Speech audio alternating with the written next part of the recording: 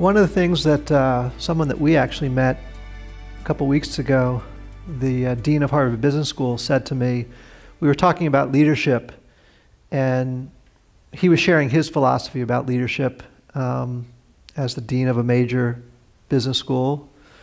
And he sort of said, for me, it's about knowing, acting, being, having some real knowledge and expertise to lead, taking action upon it, and then living every day that way.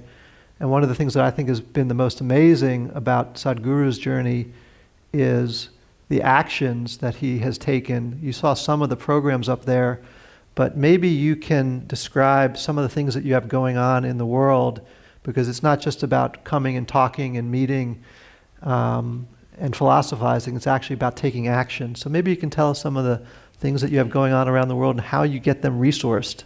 When we say being, we're talking about the fundamental nature of our existence. The quality of our existence will determine the quality of our perception, and the quality of our perception will determine the quality of what we know and what we do not know. Action is a consequence of this.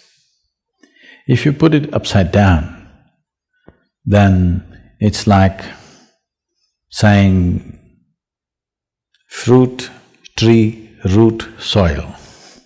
That's not how it works. Soil, root, tree, and then fruit. If you put it upside down, you may pull out something forcefully, but the damage is there. Today, I'm working with a whole lot of business leaders in the world, both in India and outside. I wouldn't like to generalize this, but I would say at least 60 to 70% of them, by the time they're 45, they're seriously damaged in many ways. Either they have become emotionally stifled because of a certain type of activity, or many of them are suffering from various types of physical ailments, which is essentially, they believe, is a natural consequence of the kind of job they're doing. Because you're doing things forcefully. If you do not understand the natural order of things as to how life blossoms, if you want the fruit first before the tree, obviously it involves forceful ways of doing things. When you do forceful ways of doing things, one thing may be achieved, but the rest is damaged. Most affluent societies in the world, everywhere, not just here, are going through this. They have become affluent, but the fundamental idea of seeking affluence, either in individual life or in a society or in a nation, is because it will give us a choice fundamentally of nourishment and lifestyles. This is the reason why human beings seek affluence, so that it'll give us a whole choice of nourishment and lifestyles. Now, if you look at people's lives, these choices are not something that they're enjoying. These choices are just freaking them out. People don't know what to eat, people don't know what to do, because we have not handled the most fundamental.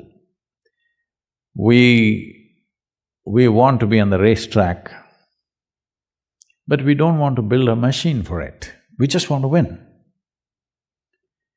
Nobody wins a race because they desire it. Who doesn't desire victory? Everybody does. But only competence wins in the end. So whether it's in a school or in a college or in a professional atmosphere, instead of tweaking our competence, we are tweaking our desire, which we call as ambition or goal-orientedness or whatever. You're tweaking your desire without tweaking your competence, or you may be tweaking your competence, but it's coming behind the desire. No, you must just tweak your competence.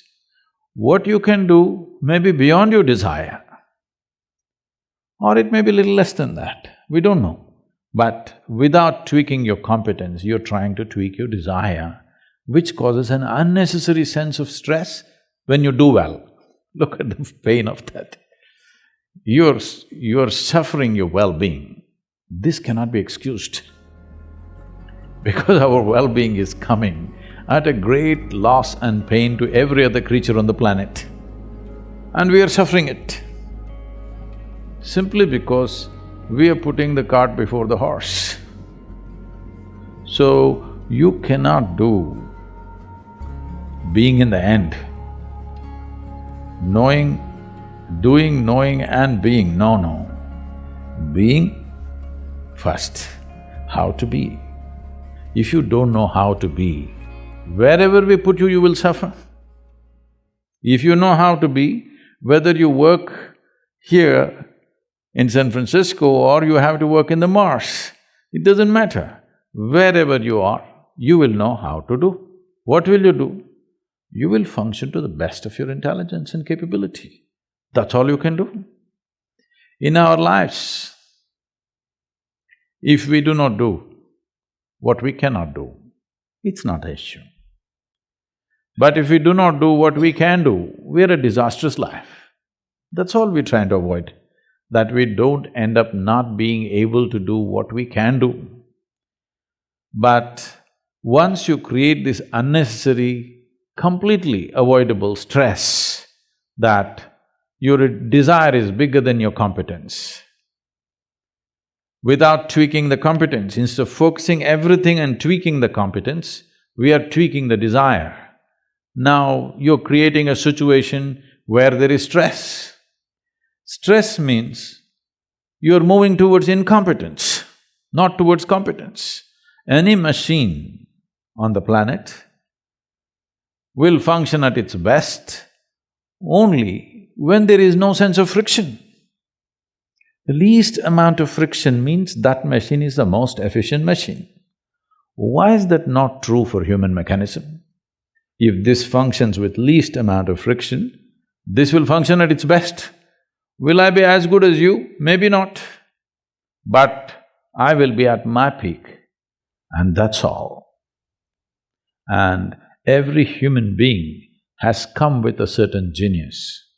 But I would say, because of the type of schooling that we have taken to in across the world, not in any one place, and the way we're approaching life, I would say 95% of the people live and die without ever realizing what is their unique genius. Only 2 to 5% of the people realize the genius of what they're capable of. Rest will all do something that somebody else is doing, they want to do that. They want to do that better than them. That is their idea of well-being. Because of this, a tremendous amount of human genius is simply lost. And that is the biggest crime on the planet, that human genius is stifled because everybody is trying to be in one basket and be on top of everybody else. This is a very rudimentary way of functioning in the world. Unfortunately, that's become the way everywhere. We're trying to do something, but that's in small scale. The large-scale schooling and education and professional seekings are all in this way.